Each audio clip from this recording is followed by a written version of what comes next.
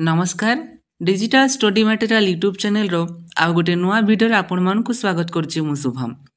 आजिर video रे आमे भारत संविधान रे वर्णित मौलिक अधिकार बा फंडामेंटल राइट्स विषय रे संपूर्ण नोट सहित आलोचना करिबा। चलंतु समय नष्ट न करि आरंभ करिबा आजिर भिडियो। व्यक्तिर व्यक्तित्वर विकास पाई आवश्यक हेउथिबा सुजोग अवस्था और परिवेश को साधारणतः अधिकार कहा जाए। यही अधिकार मानव जीवन को सरस सुंदर भावे गठन करिथाए। नेहरूंक भाषा रे मौलिक अधिकार संविधान विवेक सदृश। मौलिक अधिकार हेउची सेही अधिकार माने जहाँकि भारतीय संविधान द्वारा प्रत्येक नागरिकों को प्रदान करा जायछि एवं जहाँ मनुष्यों को स्वतंत्र समान एवं गौरवपूर्ण जीवन पाई अत्यावश्यक। यही अधिकार माने मनुष्यों को अन्याय अन्यायी शासन और अधिकार उल्लंघन सुरक्षा प्रदान करिଥାଏ। तो देख मौलिक अधिकार विषय जानिबा पूर्व सर्वप्रथम हमको जानिबा को पड़िबो अधिकार कौन। तो देख अधिकार हेउची मनुष्य मानकर पाह्य बा दाबी। अधिकार गुड़िक हूँ समाज रे समानता प्रतिष्ठा करिଥାଏ, समाज रे समस्त नागरिक मानकु न्याय प्रदान करिଥାଏ। अर्थात गोटे न्यायपूर्ण समाज गठन करबा निमंते जो दाबी गुड़िक मनुष्य मानकर पूर्ण हेबा आवश्यक से गुड़ा को ही अधिकार बोली कहा जाइଥାଏ। ये अधिकार गुड़िक मानव जीवन को सरस एवं सुंदर भावे गठन करिଥାଏ। जदि मनुष्य मानक ठारे अधिकार नथिबो ताहले मनुष्य मनुष्य बोली बंची परिबो नाही। व्यक्तित्व विकास पाई मध्य अधिकार गुड़िकर आवश्यकता रही अछि। मौलिक अधिकार कहले सही अधिकार गुड़ी को बुझाए जो अधिकार गुड़िक संविधान द्वारा सुरक्षा प्राप्त होता है। तेणु देइछि जे मौलिक अधिकार होछि सही अधिकार माने जहाँकि भारतीय संविधान द्वारा प्रत्येक नागरिक मानक प्रदान करा जायछि, जहाँकि मनुष्यर स्वतंत्रता को रक्षा करिଥାଏ, मनुष्यर समानता को रक्षा करिଥାଏ एवं एक गौरवपूर्ण जीवन पाई जो अधिकार गुड़िक अत्यावश्यक होता है ताहाको ही मौलिक अधिकार बोली कहा जाइଥାଏ। नेहरूंक भाषा रे मौलिक अधिकार गुड़िक संविधान विवेक सदृश। भारतर प्रथम प्रधानमंत्री जवाहरलाल नेहरूंक भाषा रे कौन जे मौलिक अधिकार गुड़िक होउची संविधान विवेक सदृश। परवर्ती देखिबा मौलिक अधिकार अर्थ होउची नागरिक मानक पाई संविधान द्वारा दिया जाइथिबा सुरक्षित अधिकार, जहाँ राष्ट्र काहाकू एही अधिकार रु वंचित करि परिबे नाही। जदि कौनसी अधिकार भंग हुए तेबे लोक माने कोर्ट को जाई न्याय पाइबार अधिकार रखती। मौलिक अधिकार गुड़िक होची सही अधिकार जहाँ संविधान द्वारा सुरक्षित एवं जो अधिकार गुड़िकरू राष्ट्र काहाकू मध्य वंचित करि परिबो नाही। जदि कौनसी अधिकार रु केही मध्य वंचित हुंती तेबे से अदालत बा न्यायालय द्वारस्थ हेबार मध्य अधिकार प्राप्त होइथांती। प्राय समस्त संवैधानिक सरकार रे नागरिक मानक अधिकार प्रदान करा जायछि, कारण संवैधानिक सरकार एक गणतांत्रिक सरकार। एठारे शासकर स्वेच्छाचारिता को प्रतिहत करा जायଥାଏ। आम नागरिक मानकर मौलिक अधिकार पछरे रहिछि ब्रिटिश रो माग्ना कार्टा और अमेरिकार अधिकार पत्र बा बिल ऑफ राइट्स रो प्रेरणा। संभवतः अमेरिका संविधान सर्वप्रथम नागरिक मानकु मौलिक अधिकार प्रदान करिथिला। तो देख प्राय समस्त सांविधानिक सरकार जोठी भी सांविधानिक सरकार रहिछि गणतांत्रिक सरकार रहिछि सेठारे तार नागरिक मानकु केतक मौलिक अधिकार प्रदान करा जायछि। तेणु भारत मध्य एक गणतांत्रिक राष्ट्र। भारत होछि कोन विश्वर सर्वबृहत गणतांत्रिक राष्ट्र। तेणु एठारे मध्य तार नागरिक मानकु केतक मौलिक अधिकार प्रदान करा जायछि, जाकि ब्रिटिश रो माग्ना कार्टा एवं अमेरिकार बिल ऑफ राइट्स रो प्रेरणादायक भाव रे भारत संविधान रे जोग करा जायथिला।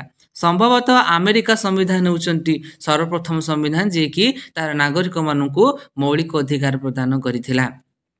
भारत संविधान तार नागरिक मानकु केतगोटी मौलिक अधिकार प्रदान करिछि।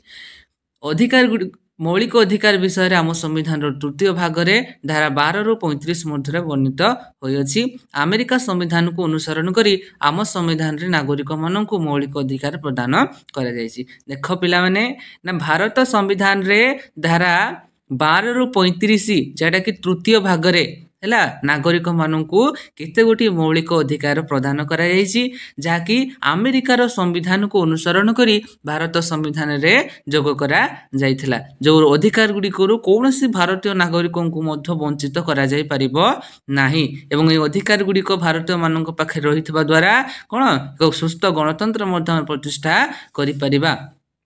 देखो परवर्ती देखिबा मौलिक अधिकार गुडी कर प्रकार भेद।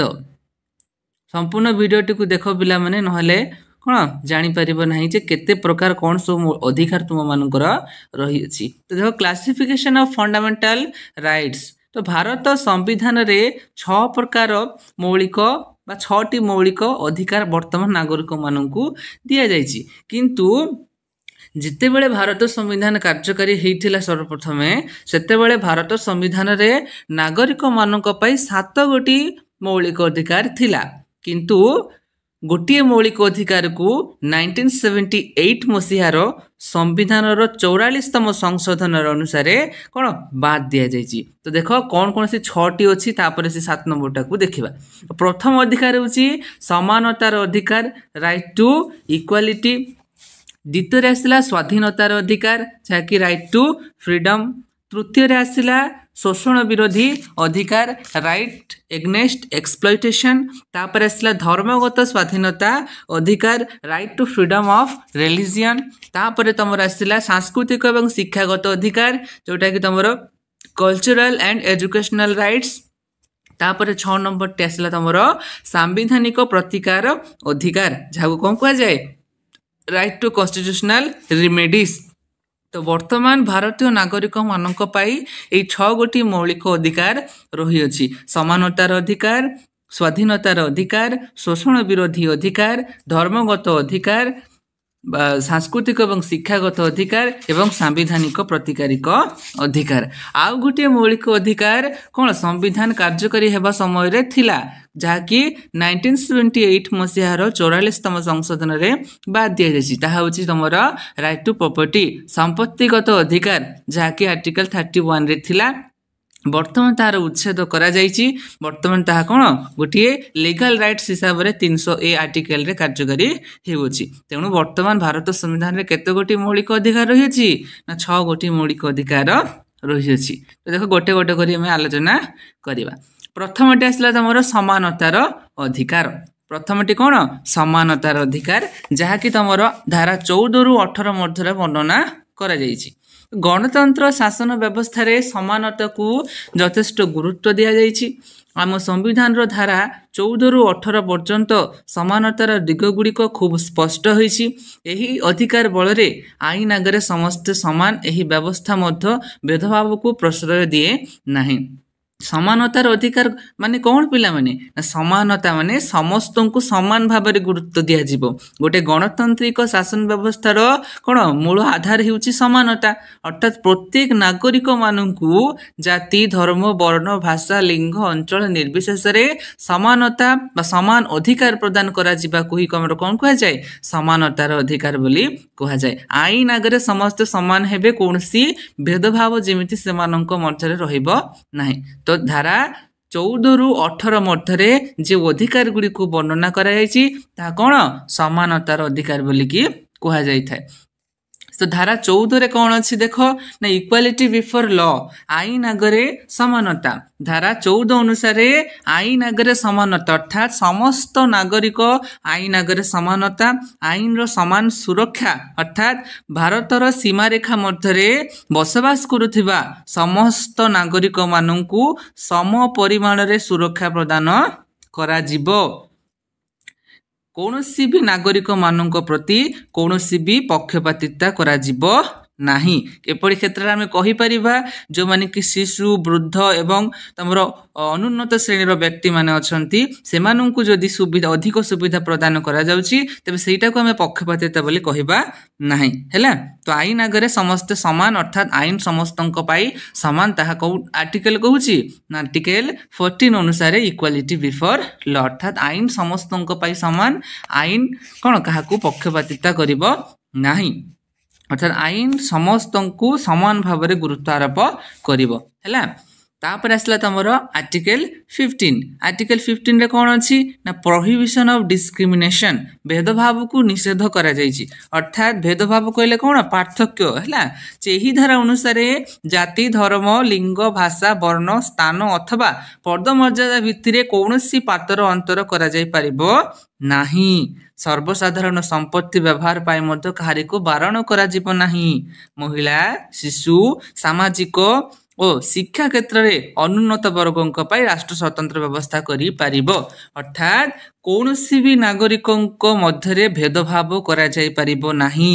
ସମସ୍ତେ ସମାନ, ତେଣୁ ସମସ୍ତେ କ'ଣ ସମାନ ଭାବରେ ବଞ୍ଚିବାର ଅଧିକାର ରହିଛି, ଜୀବନ ଧାରଣ କରିବାର ଅଧିକାର ରହିଛି।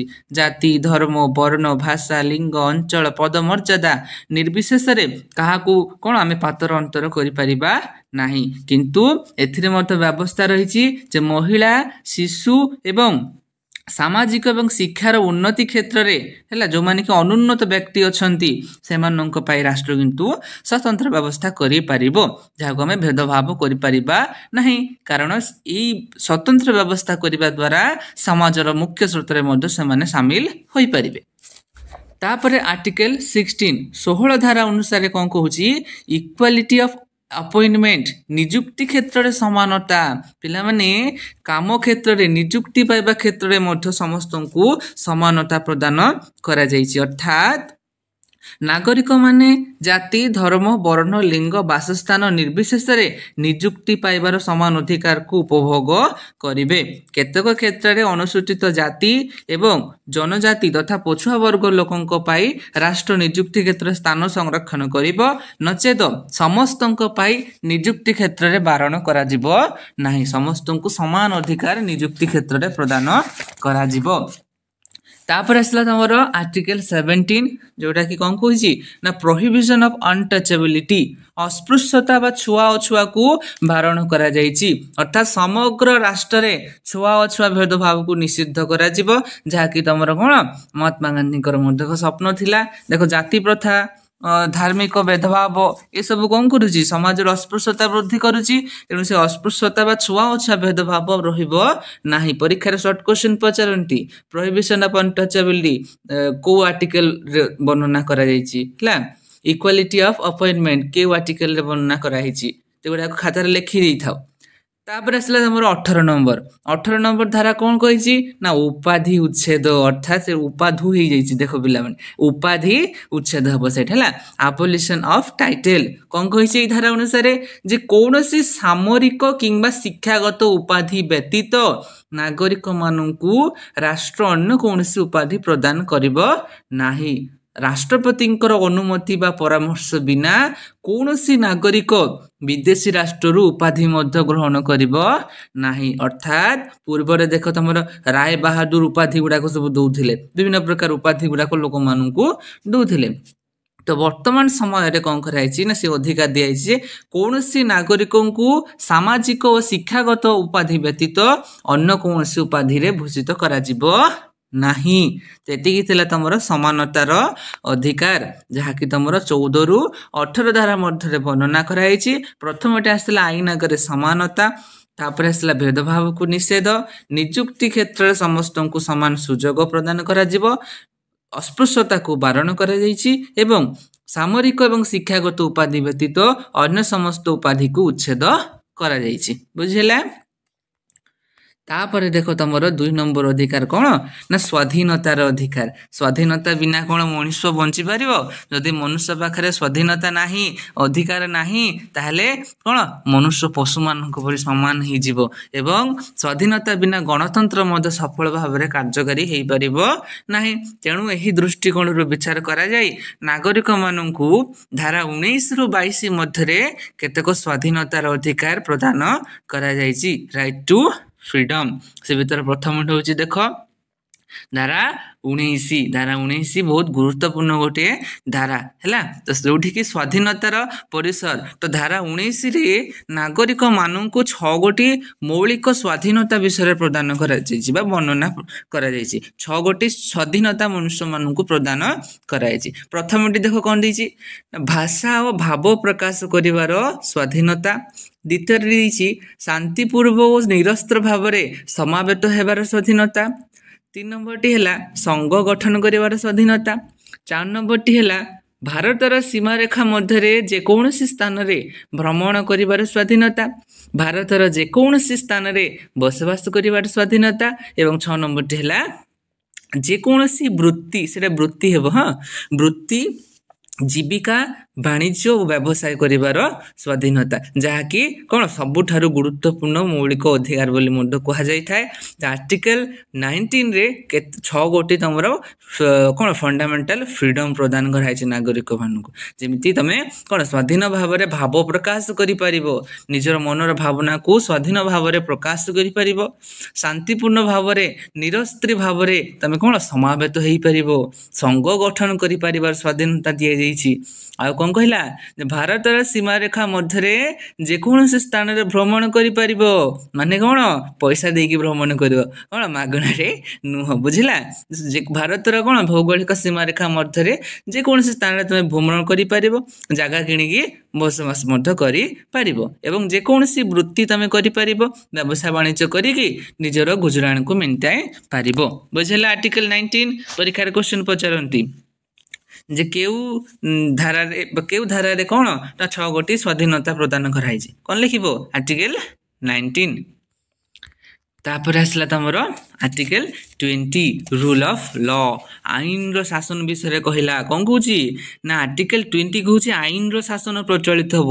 କ'ଣ ଅଛି ଏଠି ନା ଏହି ବ୍ୟବସ୍ଥା ଅନୁଯାୟୀ କୌଣସି ବ୍ୟକ୍ତିଙ୍କୁ ବିନା ଅପରାଧରେ ଦଣ୍ଡିତ କରାଯାଇପାରିବ ନାହିଁ କିମ୍ବା ଅପରାଧ ତୁଳନାରେ ଅଧିକ ଦଣ୍ଡ ମଧ୍ୟ ପ୍ରଦାନ କରାଯାଇପାରିବ ନାହିଁ, ବୁଝିଲା। ଆର୍ଟିକଲ 20 କ'ଣ କହୁଛି ଯେ କୌଣସି ବ୍ୟକ୍ତିଙ୍କୁ ବିନା ଅପରାଧରେ ଦଣ୍ଡିତ କରାଯାଇପାରିବ ନାହିଁ କିମ୍ବା ଜଣେ ବ୍ୟକ୍ତିଙ୍କର ଅପରାଧ ତୁଳନାରେ ତାକୁ ଅଧିକ ଦଣ୍ଡ ପ୍ରଦାନ କରାଯାଇପାରିବ ନାହିଁ କିମ୍ବା କୌଣସି ଅପରାଧୀଙ୍କୁ ଗୋଟିଏ ଅପରାଧ ପାଇ ଏକାଧିକ ବାର ଦଣ୍ଡ ମଧ୍ୟ ପ୍ରଦାନ କରାଯାଇପାରିବନି ଏବଂ ଅଭିଯୁକ୍ତଙ୍କୁ ନିଜ ବିରୁଦ୍ଧରେ ସାକ୍ଷୀ ଦେବା ପାଇଁ ମଧ୍ୟ ବାଧ୍ୟ କରାଯାଇପାରିବ ନାହିଁ, ବୁଝିଲା। ଆର୍ଟିକଲ 20 କ'ଣ କହୁଛି ନା ଧାରା 20 କହୁଛି ଯେ କୌଣସି ବ୍ୟକ୍ତିଙ୍କୁ ବିନା ଅପରାଧରେ ଦଣ୍ଡ ପ୍ରଦାନ କରାଯାଇପାରିବନି କିମ୍ବା ଅପରାଧର ତୁଳନାରେ ଅଧିକ ଦଣ୍ଡ ମଧ୍ୟ ପ୍ରଦାନ କରାଯାଇପାରିବନି, ତା ଏଗ୍ନେଷ୍ଟରେ ସାକ୍ଷୀ ଦେବା ପାଇଁ ମଧ୍ୟ ତାକୁ ବାଧ୍ୟ କରାଯାଇପାରିବନି ଏବଂ କୌଣସି ବ୍ୟକ୍ତିଙ୍କୁ ଗୋଟିଏ ଅପରାଧ ପାଇ ଏକାଧିକ ବାର ଦଣ୍ଡ ମଧ୍ୟ ପ୍ରଦାନ କରାଯାଇପାରିବ ନାହିଁ, ବୁଝିଲା। ତାପରେ ଆସିଲା ତମର ଆର୍ଟିକଲ 21 ରାଇଟ୍ ଟୁ ଲାଇଫ୍, ଜୀବନ ଧାରଣ କରିବାର ସ୍ୱାଧୀନତା, ଅର୍ଥାତ୍ ଆଇନର ବିନା ସ୍ୱୀକୃତିରେ ନାଗରିକମାନଙ୍କୁ ତାର ଜୀବନ ଏବଂ ବ୍ୟକ୍ତିଗତ ସ୍ୱାଧୀନତାରୁ ବଞ୍ଚିତ କରାଯାଇପାରିବ ନାହିଁ। ସମସ୍ତଙ୍କୁ ସ୍ୱାଧୀନ ଭାବରେ ଜୀବନ ବଞ୍ଚିବାର ଅଧିକାର ବା ସ୍ୱାଧୀନତା ପ୍ରଦାନ କରାଯାଇଛି ଆର୍ଟିକଲ 21 ଅନୁସାରେ। ତାପରେ ଆସିଲା ତମର ଏକ ଗୁରୁତ୍ୱପୂର୍ଣ୍ଣ ଆର୍ଟିକଲ 22। ଆର୍ଟିକଲ 22 କହୁଛି ପ୍ରୋଟେକ୍ସନ୍ ଏଗନେଷ୍ଟ ଇଲିଗାଲ ଡିଟେନସନ୍, ବେଆଇନ ଅଟକରୁ ସୁରକ୍ଷା ପ୍ରଦାନ କରାଯିବ। କ'ଣ କହୁଛି ନା 22 ଧାରା ଅନୁସାରେ ନାଗରିକକୁ ସ୍ୱେଚ୍ଛାଚାର ଏବଂ ବେଆଇନ ଅଟକରୁ ରକ୍ଷା କରାଯାଇପାରିବ। ଏହା ଫଳରେ କୌଣସି ବ୍ୟକ୍ତିଙ୍କୁ ମନ ଇଚ୍ଛା ଗିରଫ କରାଯାଇପାରିବ ନାହିଁ। ଗିରଫ ବ୍ୟକ୍ତିଙ୍କୁ ଓକିଲ ସହିତ ପରାମର୍ଶ କରିବା ପାଇଁ ମଧ୍ୟ ସୁଯୋଗ ପ୍ରଦାନ କରାଯିବ। ଅଦାଲତର ବିନା ଅନୁମତିରେ ତାଙ୍କୁ ଅଧିକ ସମୟ ଅଟକ ରଖାଯାଇପାରିବ ନାହିଁ। ତ ତମର ଆର୍ଟିକଲ 22 କହୁଛି ଯେ ବେଆଇନ ଭାବରେ ସ୍ୱେଚ୍ଛାଚାରୀ ଭାବରେ କାହାକୁ ଅଟକ କରାଯାଇପାରିବ ନାହିଁ ଏବଂ କୌଣସି ବ୍ୟକ୍ତିଙ୍କୁ ମନ ଇଚ୍ଛା ଗିରଫ କରାଯାଇପାରିବନି। ଗିରଫ ବ୍ୟକ୍ତିଙ୍କୁ ଓକିଲ ସହିତ ପରାମର୍ଶ କରିବା ପାଇଁ ସୁଯୋଗ ପ୍ରଦାନ କରାଯିବ ଏବଂ ଅଦାଲତର ବିନା ଅନୁମତିରେ ଏକାଧିକ ସମୟ ଓ ଅଧିକ ସମୟ ତାଙ୍କୁ ଅଟକ ମଧ୍ୟ ରଖାଯାଇପାରିବ ନାହିଁ। ଏହା କହୁଛି ତମର ଆର୍ଟିକଲ 22। ତାପରେ ଆସିଲା ତମର 3 ନମ୍ବର କ'ଣ ଫଣ୍ଡାମେଣ୍ଟାଲ ରାଇଟ୍ସ, କ'ଣ ସେଇଟା ନା ଶୋଷଣ ବିରୋଧରେ ଅଧିକାର, ରାଇଟ୍ ଏଗନେଷ୍ଟ ଏକ୍ସପ୍ଲଇଟେସନ୍, ଯେଉଁଟାକି ଧାରା 23ରୁ 24 ମଧ୍ୟରେ ବର୍ଣ୍ଣନା କରାଯାଇଛି ଯେ ନାଗରିକମାନଙ୍କୁ ଶୋଷଣ ବିରୋଧରେ ନିରାପତ୍ତା ପ୍ରଦାନ କରାଯିବ। ଦେଖ ବର୍ତ୍ତମାନ ସମାଜରେ କ'ଣ ହେଉଛି ନା ସବୁ ସେକ୍ଟରରେ ଲୋକମାନଙ୍କୁ ଶୋଷଣ କରାଯାଉଛି, ଅତ୍ୟାଚାର କରାଯାଉଛି। ତ ସେଇ ଶୋଷଣ ଯେମିତି ନ ହେବ, ଆର୍ଥିକ ଶୋଷଣ, ସାମାଜିକ ଶୋଷଣ, ତାପରେ ରାଜନୈତିକ ଶୋଷଣ, ଏ ବିଭିନ୍ନ ପ୍ରକାର ଶୋଷଣର ଶିକାର ହେଉଛନ୍ତି ନାଗରିକମାନେ। ତେଣୁ ଯେମିତି ନାଗରିକମାନଙ୍କୁ ଶୋଷଣରୁ କ'ଣ ସୁରକ୍ଷା ପ୍ରଦାନ କରାଯାଇପାରିବ, ସେଥିପାଇଁ ଧାରା 23 ଓ ଧାରା 24ରେ କେତେକ ଅଧିକାର ନାଗରିକମାନଙ୍କୁ ପ୍ରଦାନ କରାଯାଇଛି। ତ ଦେଖ ପ୍ରଥମଟି ଆସିଲା ତମର ଧାରା 23 धारा 23 कौन कौन प्रोहिबिशन ऑफ बेगार बेठी खटेଇବା निषिद्ध बेठी बेगार कहले कौन बिना मजूरी रे बाध्यतामूलक भाव में श्रम आदाय करिवार जो प्रथा ताहाकू कौन सेटा को बेठी बेगारी बोलिकी कह जाए। तो मनुष्य मानू को नहीं व्यवसाय करि परिबेनी किंबा बिना मजूरी रे बाध्यतामूलक भाव से मानू खटई पारिबे नाही। या को धारा कहूँ 23 धारा कहूँ। 24 कौन कहला ना विपज्जनक नियुक्ति निषिद्ध कौन कौन यही धारा अनुसार 14 वर्ष कम कौन पिला खनि कारखाना किंबा अन्य कौन विपज्जनक कार्य नियुक्त करा जाय परिबो नाही। जो डेंजरियस एम्प्लॉयमेंट को प्रोहिबिशन करा जायछि। आर्टिकल 24 अनुसार तुम शिशु श्रमिक बोली कहबा को मानू 14 वर्ष कम कौन पिला आमे कौन विपज्जनक नियुक्ति जो विपदपूर्ण कार्य थी सेठारे आमे नियुक्त करि परिबा नाही। तापर आसब तुम 4 नंबर मौलिक अधिकार कौन सेटा धर्मगत स्वाधीनता अधिकार जहाँकि तुम right to freedom of religion जहाँकि 25 धारा रु 28 धारा मध्य वर्णना करा जायछि। कौन भारत हूँ गोटे धर्मनिरपेक्ष राष्ट्र एठारे सबु धर्म समान भारतर कौन स्वतंत्र धर्म नाही किंबा कौन धर्म प्रति अंकुश मध्य लगे नहीं। भारत हूँ गोटे कौन धर्मनिरपेक्ष अर्थात सबु धर्म हूँ समान। भारतर निर्दिष्ट धर्म अच्छी कि देख जातीय भाषा अच्छी जातीय खाद्य अच्छी फल अच्छी फूल अच्छी पशु अच्छी जातीय धर्म अच्छी भारतर कौन स्वतंत्र धर्म नाही। भारत सबु धर्म को समान भाव प्रतिपोषण करि थाए। तेणु भारत संविधान तार नागरिक मानू 4 गोटी धार्मिक स्वाधीनता प्रदान करिछि। कौन से गुडा देख ना प्रथमटी आसला धारा 25 रे कौन अछि ना फ्रीडम ऑफ रिलीजियन धर्म ग्रहण करिवार स्वाधीनता जेकोसी व्यक्ति जेकोसी धर्म ग्रहण करि पारिबो धर्म आचरण करि पारिबो धर्म प्रचार करि पारिबो हैला।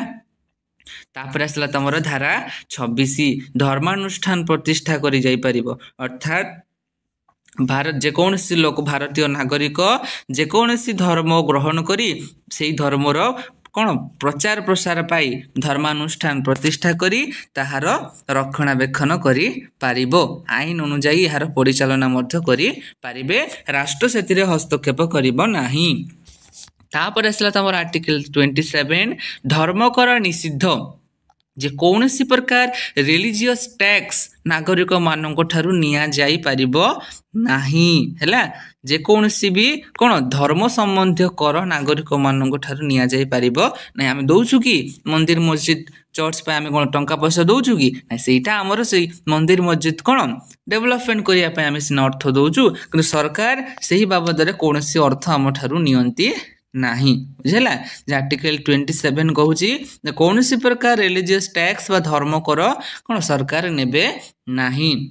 तापर आसला तमर आर्टिकल 28 धर्म शिक्षा निषिद्ध माने कौन कौन सी इंस्टीट्यूशन रे सरकारी इंस्टीट्यूशन हो बा सरकारी अनुदान प्राप्त शिक्षानुष्ठान हो कौन सी थिरे मध्य धर्म शिक्षा दिया जाय पारिबो नाही। कौन सी निर्दिष्ट धर्म विषय रे कौन शिक्षा प्रदान करा जाय पारिबो नाही ताकू कौन बारण करा जायछि आर्टिकल 28 अनुसार। या थिला पिला माने कौन धार्मिक स्वाधीनता अधिकार जाकि 25 रु 28 मध्य वर्णना कराइछि जे नागरिक माने जे कौनसी धर्म ग्रहण करि पारिबे तार प्रतिपालन करि पारिबे सेही धर्मर प्रचार प्रसार पाई धर्मानुष्ठान गठन करि पारिबे तार परिचालना करि पारिबे धर्म कर निया जिवो नाही धर्म शिक्षा दिया जिवो नाही।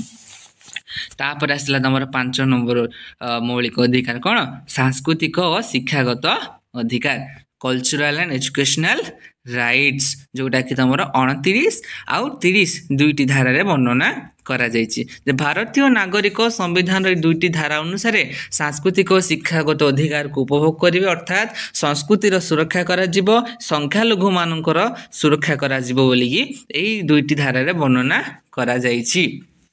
तो देखो भारतीय नागरिक मानक पाई आर्टिकल 29 रे कौन देछि ना संस्कृतिर सुरक्षा करिया पे अधिकार देछि जेही धारा अनुसार भारतर जे कोनोसी अंचल रे बसवास करुथिबा संख्यालघु लोक मानकर निजर भाषा संस्कृति और लिपिर सुरक्षा करने अधिकार प्रदान करा जाइछि हैला जे संस्कृति को सुरक्षा प्रदान करा जाइछि संस्कृति ऊपर मोर गुरुत्व दिया जाइछि तो भारत रे जे कोनोसी अंचल रे बसवास करुथिबा जो माने कि माइनॉरिटी कम्युनिटी रो अछंती सेमानंकर भाषा संस्कृति प्रथा परंपरा लिपि रो सुरक्षा करिया पाए सेमानंको अधिकार दिया जाइछि एवं जाति धर्म भाषा वर्ण निर्विशेष रे प्रत्येक भारतीय को जे कोनोसी सरकारी शिक्षानुष्ठान रे कोन प्रवेश करिवार अधिकार मध्ये प्रदान करा जाइछि एटा सेला तमरो प्रोटेक्शन ऑफ कल्चर हैला आर्टिकल 29 तापर आसला तमरो आर्टिकल 30 आर्टिकल 30 कोन कहूची ना संख्यालघु संप्रदायर शिक्षानुष्ठान गठन विषय कही अर्थात भारत संविधान रो धारा 30 अनुसार भाषा और धर्म भित्ति गठित संख्यालघु संप्रदाय निजर शिक्षानुष्ठान प्रतिष्ठा करी सार परिचालना करी पारिबे जो माने कोन संख्यालघु श्रेणी अछंती से माने माइनॉरिटी माइनर कम्युनिटी जो कम्युनिटी जो माने अछंती से माने कोन करि पारिबे ना तांकर शिक्षानुष्ठान गठन करी निजर संख्या संप्रदायर शिक्षानुष्ठान गठन करी तार परिचालना करी पारिबे एटा चला तमर सांस्कृतिक शिक्षागत अधिकार या साधारणतः संस्कृति को रक्षा करिया पाई एवं शिक्षागत अधिकार समस्त को जेमति मिलिबो सेति पाई गुरुत्व दिया जायछि तापर आसला तमर सांविधानिक प्रतिकारिक अधिकार सबुठारु गुरुत्वपूर्ण अधिकार होछि तमर राइट टू कॉन्स्टिट्यूशनल रेमेडीज जोटा कि आर्टिकल 32 रे वर्णना कराई छै तो देखो एटा पढिबा जे संविधान रो 32 धारा अनुसार वर्णित संवैधानिक प्रतिकार अधिकार को नागरिक मानकर मौलिक अधिकार रो कवच बोली कहा जाय थाए एहा समग्र संविधान रो आत्मा सदृश उपरोक्त मौलिक अधिकार गुड़िक क्षुण्ण हेले नागरिक धारा 32 साहाय्य उच्चतम न्यायालय और धारा 226 अनुजाई उच्च न्यायालय आश्रय नहीं पारिबे अर्थात जदि कौनसी नागरिक मानकर मौलिक अधिकार क्षुण्ण हैला तेबे से माने कौन करि पारिबे ना न्यायालय द्वारस्थ हेई पारिबे हैला आर्टिकल 32 अनुसार से माने सुप्रीम कोर्ट बा उच्चतम न्यायालय द्वारस्थ हेई पारिबे आर्टिकल 226 धारा अनुजाई से माने उच्च न्यायालय बा हाई कोर्ट गुडाकर आश्रय नहीं पारिबे एवं उच्चतम न्यायालय एवं उच्च न्यायालय यार कोन यथाचित समाधान मध्य करिवे सेतिबा 5 गोटी से माने रिट बा आज्ञादेश बा आदेशनामा से माने जारी करि पारिबे से 5 गोटी रिट कोन ठीक देखि दियो पिला माने प्रथमटे आसला हमर बंदी प्रत्यक्षीकरण हैला बंदी प्रत्यक्षीकरण कौन ना यही निर्देशनामा बल रे जड़े नागरिक निजको बेआईन गिरफ और अटकरू रक्षा करि पारिबो द्वितीयटी आसला तमर परमादेश हैला मांडामस यही यह साधारणतः सरकार किंबा सरकारी कर्मचारी विरोध में जारी होता है आईन अनुजाई कार्य करने पाई साधारणतः एथिरे कोन परमादेश किछि आदेश जारी होता है काकू सरकार किंबा सरकारी कर्मचारी को केतक आदेश दिया जाय थाए जे जेमिति से माने आईन अनुजाई कार्य करिवे तापर प्रतिषेध बा प्रोहिबिशन कौन कहला एटा तो यही निर्देशनामा साधारणतः निम्न कर्तृपक्ष पाई जारी होता है केतक आदेशनामा जारी होता है निषेधाज्ञा मना करा जाय जे आईन रो परिसर बा क्षमतार परिसर बाहर से माने जेमिति कोनोसी कार्य करिवे नाही तापर आसला तमर अधिकार पृछा कौन ना कौनसी व्यक्ति बेआईन भाव में जदि सरकारी पदवी अधिकार करी थांती हैला ते उच्च न्यायालय बा उच्चतम न्यायालय केतक अधिकार पृछा हुकुमनामा जारी करती जहाँ द्वारा से कौन बा से व्यक्ति को से पदवी त्याग करने बाध्य करि पारिबे तापर आसला उत्प्रेक्षण कौन ना निम्न अदालतर विचाराधीन कौनसी विषय को उच्चतम अदालत को स्थानांतर करबा पाई केतक आदेश जारी करि पारंती हैला एई 5 गोटी रिट हाई कोर्ट किंबा सुप्रीम कोर्ट धारा तमर 32 एवं धारा 226 अनुसार जारी करि पारंती हैला तापर आउ गोटे तमर कहि परबा देखो तमर आर्टिकल 21 ए गोटे आर्टिकल तमर रही अछि कोन आर्टिकल 21 ए आर्टिकल 21 ए कोन कहूची जे शिक्षागत अधिकार नागरिक मानक प्रदान जो 6 रु 14 वर्ष पिला को मागणा एवं बाध्यतामूलक शिक्षा विषय आर्टिकल 21 ए रे कोन 2002 मसिया रो 86 तम संशोधन रे ऐड करा जाइथिला बुझला तेथि कि मधे तमे लिखि परिबो तो एतिकी थिला आजिर भिडियो रे कोन भारत संविधान रे वर्णित होइतिबा मौलिक अधिकार एवं तार प्रकार भेद। जदि भल लागला भिडियोटी निश्चित भाव में गोटे लाइक करिवो, सांग मानक सहित शेयर करिवो एवं चैनल टी को सब्सक्राइब करि दियो, जहा फल रे परवर्ती समय रे एमिति नोट सहित भिडियो पाइबा को कोन देरी हबो नाही, तमक पाठ पढ़ार मध्य असुविधा हेबो नाही। एबिठु कोन रेगुलर वीडियो पोस्ट करा को मु चेष्टा करिवि। तो धन्यवाद रहिली।